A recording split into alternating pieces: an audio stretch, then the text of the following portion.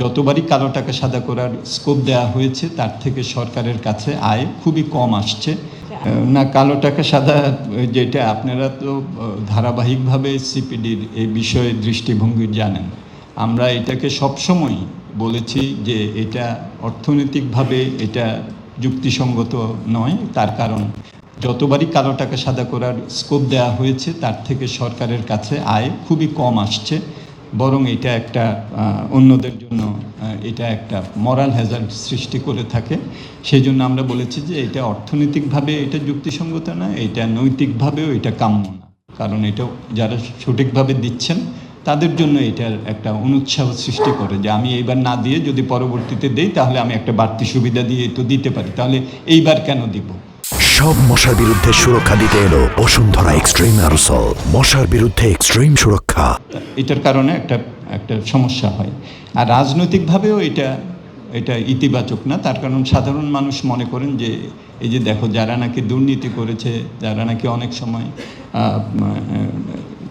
Tax ঠিক মতো দেননি, তাদেরকে একটা সুবিধা দেওয়া হলো আর আমাদের উপরে কর দেওয়া হচ্ছে। সুতরাং রাজনৈতিকভাবেও অর্থনৈতিক, নৈতিক এবং রাজনৈতিক তিনভাবেই আমরা এটাকে অ্যাটাক করেছি। এখন এবার যেটা আর কি দেয়া হয়েছে সেটা ঠিকই আপনারা অবজার্ভ করেছেন, বাজেট বক্তৃতা ছিল না, কিন্তু এটা অন্যভাবে এটা করা হয়েছে। আমরা আমাদের স্ট্যান্ড ঠিকই আছে যে আমরা এই ধরনের সুযোগ দিলে অন্য যারা নাকি সঠিকভাবে দেন তাদের জন্য এটা একটা মরাল হ্যাজার্ড সৃষ্টি করে।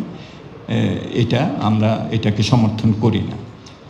তবে এখানে একটা প্রশ্ন আছে, সেটা হলো যে আমাদের সরকারের অনেক নিয়মের কারণে কিছু কিছু ক্ষেত্রে, বিশেষত জমি ক্রয় বিক্রয়ের ক্ষেত্রে, মৌজার দাম নির্ধারণের ক্ষেত্রে একটা বৈসাদৃশ্য আছে এবং সেটার কারণে অনেক টাকা সেটা কালো হয়ে যায়। হ্যাঁ, যদিও এখানে সরকার বলেছেন যে তারা এখন মৌজার দাম পুনর্নির্ধারণ করবেন, খুব ঘন ঘন করবেন, এটাকে হালনাগাদ করবেন। সেটা যদি করা হয় তাহলে এই যে জমির কারণে যে কালো টাকাটা হয় আমাদের নীতিমালার দুর্বলতার কারণে, এটা তারা বন্ধ করতে পারবেন।